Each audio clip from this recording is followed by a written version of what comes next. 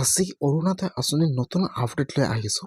সেইটো আপডেট হ'ল অৰুণোদয় আঁচনিৰ নতুন লিষ্ট আহি গ'ল। যিহেতু এইবাৰ বহুতেই মানুহে অৰুণোদয় আঁচনি 3.0 নতুনকৈ আবেদন কৰিছে।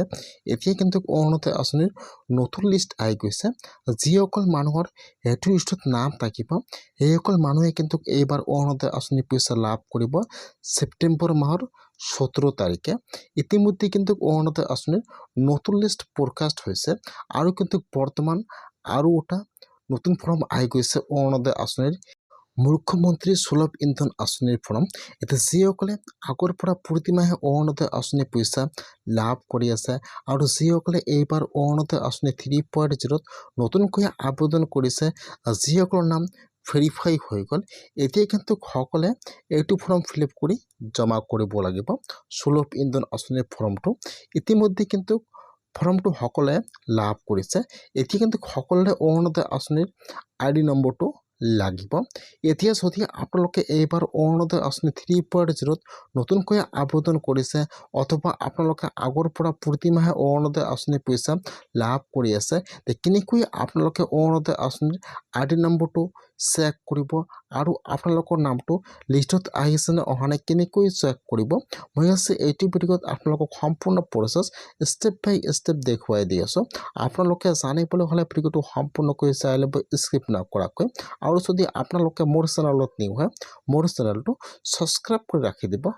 এতিয়া আপোনালোকে অৰুণোদয় আঁচনিৰ লিষ্টটো কেনেকৈ চেক কৰিব আৰু আপোনালোকৰ নামটো আহিছে নে অহা নাই কেনেকৈ চেক কৰিব চাই লওক। এইটো হৈছে কিন্তু অৰুণোদয় আঁচনিৰ লিষ্ট হয়। ইয়াত চাব, ইয়াত কিন্তু ফাৰ্ষ্ট আপোনাৰ অৰুণোদয় আঁচনিৰ ID নম্বৰ দিয়া আছে। এতিয়া কিন্তু আপোনালোকৰ সেইটো ID নম্বৰ লাগিব। ইন্ধন আঁচনি ফৰ্মটোত আবেদন কৰিবলৈ হ'লে আপোনালোকৰ অৰুণোদয় আঁচনি সেইটো ID নম্বৰ লাগিব। এতিয়া কেনেকৈ আপোনালোকে লিষ্টটো চেক কৰিব জনাই দি আছোঁ। এইটো হৈছে কিন্তু অৰুণোদয় আঁচনিৰ লিষ্ট। ফাৰ্ষ্ট ইয়াত আপোনাৰ চিৰিয়েল নম্বৰ থাকিব, তাৰপিছত ইয়াত অৰুণোদয় আঁচনিৰ ID নম্বৰ থাকিব, তাৰপিছত ইয়াত আপোনাৰ ৰেচন কাৰ্ড নম্বৰ দিয়া থাকিব, ইয়াত আপোনাৰ ডিটেইলছ সম্পূৰ্ণ দিয়া থাকিব, আপোনাৰ আধাৰ কাৰ্ড নম্বৰ থাকিব, আপোনালোকৰ আই কাৰ্ড নম্বৰ থাকিব। এতিয়া কিন্তু আপোনালোকে ফাৰ্ষ্ট লিষ্টটো চেক কৰিব লাগিব। এইবাৰ যিসকলে অৰুণোদয় আঁচনি 3.0 নতুনকৈ আবেদন কৰিছে অথবা যিসকলে আগৰ পৰা প্ৰতিমাহে অৰুণোদয় আঁচনি পইচা লাভ কৰিছে, এতিয়া কিন্তু সকলে ইন্ধন আঁচনি ফৰ্মটো ফিল আপ কৰি জমা কৰিব লাগিব। যদি আপোনালোকে ফৰ্মটো জমা নকৰে তেনেহ'লে কিন্তু আপোনালোকে 250 টকাটো লাভ নকৰিব। আপোনালোকে অৰুণোদয় আঁচনি পইচা লাভ কৰিব 1250 টকা। এইটো ফৰ্ম জমা কৰি আপোনালোকে লগতে লাভ কৰিব 250 টকা। এতিয়া আপোনালোকে প্ৰতিমাহে অৰুণোদয় আঁচনি পইচা লাভ কৰিব 1500 টকা। এতিয়া যিসকলে এইবাৰ অৰুণোদয় আঁচনি 3.0 নতুনকৈ আবেদন কৰিছে অথবা যিসকলে আগৰ পৰা প্ৰতিমাহে অৰুণোদয় আঁচনি পইচা লাভ কৰি আছে, এতিয়া কিন্তু সকলোৱে এইটো ফৰ্ম ফিল আপ কৰি জমা কৰিব লাগিব। কেনেকৈ আপোনালোকে অৰুণোদয় আঁচনিৰ লিষ্টটো চেক কৰিব আৰু আপোনাৰ ID নম্বৰটো চেক কৰিব জানি লওক। যিহেতু এইটো হৈছে অৰুণোদয় আঁচনিৰ নতুন লিষ্ট, এতিয়া আপোনালোকে লিষ্টটো কেনেকৈ চেক কৰিব, লিষ্টটো কিন্তু আপোনালোকে অনলাইনত নাপাব। যদি আপোনালোকে লিষ্টটো বা আপোনালোকৰ অৰুণোদয় আঁচনিৰ ID নম্বৰটো চাব বিচাৰে আপোনালোকৰ পঞ্চায়তত যাব লাগিব অথবা যিটো আপোনাৰ গাঁৱৰ ৱাৰ্ড মেম্বাৰ আছে তাত গ'লে কিন্তু আপোনালোকে অৰুণোদয় আঁচনিৰ লিষ্টটো চেক কৰিব পাৰিব।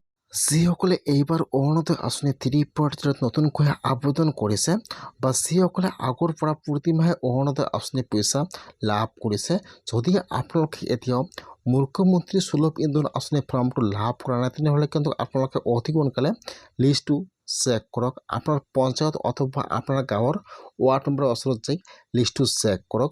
যদি আপোনালোকৰ লিষ্টত নাম থাকে তেনেহ'লে কিন্তু আপোনালোকে ছেপ্টেম্বৰ মাহৰ 17 তাৰিখে অৰুণোদয় আঁচনি পইচা লাভ নকৰিব।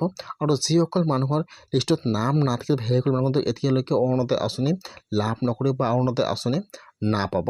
সেইকাৰণে যদি আপোনালোকে এইবাৰ অৰুণোদয় আঁচনি 3.0 নতুনকৈ আবেদন কৰিছে অথবা আপোনালোকৰ ID নম্বৰৰ প্ৰয়োজন হৈ গৈছে, আপোনালোকে আপোনাৰ অৰুণোদয় আঁচনিৰ ID নম্বৰটো নাজানে তেনেহ'লে আপোনালোকে আপোনাৰ পঞ্চায়ত অথবা আপোনাৰ গাঁৱৰ মেম্বাৰৰ ওচৰত যাই লিষ্টটো অতি সোনকালে চেক কৰক, নহ'লে কিন্তু আপোনালোকে 1500 টকাটো লাভ নকৰিব। সেইকাৰণে আপোনালোকে অতি সোনকালে জমা কৰক।